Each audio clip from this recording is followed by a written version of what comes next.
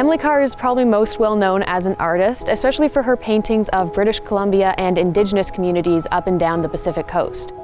Although Emily Carr was not very famous during her lifetime, after she passed away in 1945, she became really a Canadian icon. People all over the country are fascinated and visit this house to learn about this woman who was trying to make it at a time in art when women weren't especially welcome.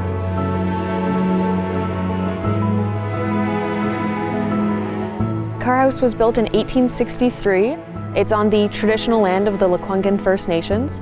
It was built for Richard Carr, and Emily Carr was born in this house in 1871. People know her as a painter. Not as many people know her as a writer. I would say even fewer know her as a cartoonist. She was one of the early female political cartoonists in BC and produced very early forms of graphic novels.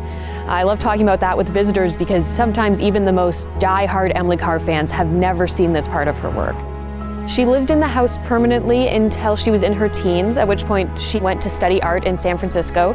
She returned intermittently in her 20s, but past that time she didn't live permanently in the house. Her sister Elizabeth, though, lived in this house until she passed away in 1936.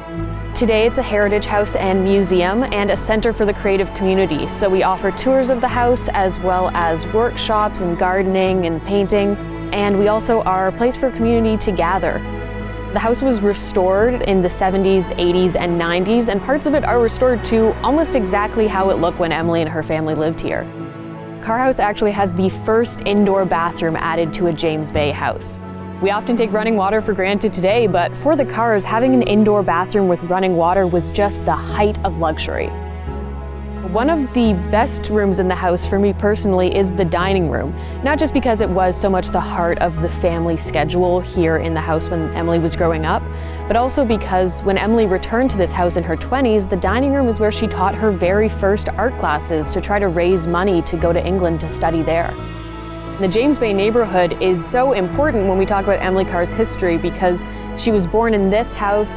For quite a few years she ran a boarding house just about a block away, and then she moved in with her sister Alice just down the road, and she died in 1945 at the James Bay Inn right down the street. So you can sort of do Emily Carr's life just within a 3-block radius in the James Bay neighborhood. This is the house that is alive. When you visit, you can really feel this was a family home where kids grew up. It was an apartment building, and at one point it was even an art school. Today, when people visit and when we do workshops, you can really feel this sense of creativity and vibrancy here in the gardens and the Carr House.